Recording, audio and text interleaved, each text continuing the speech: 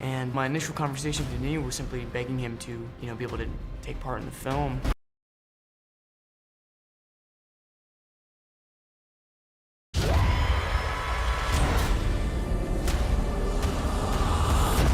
Denis Villeneuve has a grasp on character-driven narratives, small in scope or large in scope.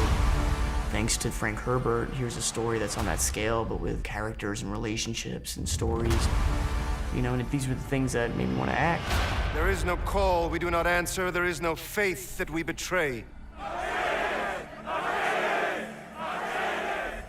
Dune is the story of the Atreides family that falls into the trap set by the Emperor, who is getting more and more jealous of their growing popularity.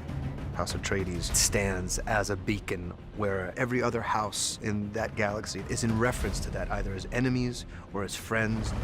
He wants to not only make sure that his people survive, but that his son is the kind of leader that he thinks he should be. Paul Atreides is the son of Duke Leto and Lady Jessica. And my initial conversation with Denis was simply begging him to, be able to take part in the film. The great houses look to us for leadership, and this threatens the Emperor. Gurney Halleck and Duncan Idaho did feel like big brothers. They rib him, especially Jason.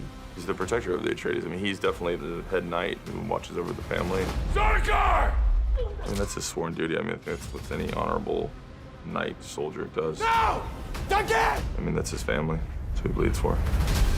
Gurney Halleck is a combat trainer, and he's a warrior. Oh, man. Now fight! He's a very strict but fun, visceral, paternal, maternal. He's all of those things to Paul. Paul Atreides, you are your father's son. You are my son. Lady Jessica is part of the Order of the Bene Gesserit. This order that she's a part of, we can say, make her perhaps the non-traditional partner to Duke Leto. This group of women who carries enormous strength and power. They are bodyguards, they are fighters, they can read people. And this is what Jessica is having to deal with, being a mother, a lover, and this Bene Gesserit. How can the Emperor take everything we've built and give it to that Duke? When is a gift not a gift? Every movie needs its bad guys, and the Harkonnens are the old ancestral enemies of the Atreides. The Harkonnen have been a very dark, sadistic family in this galaxy.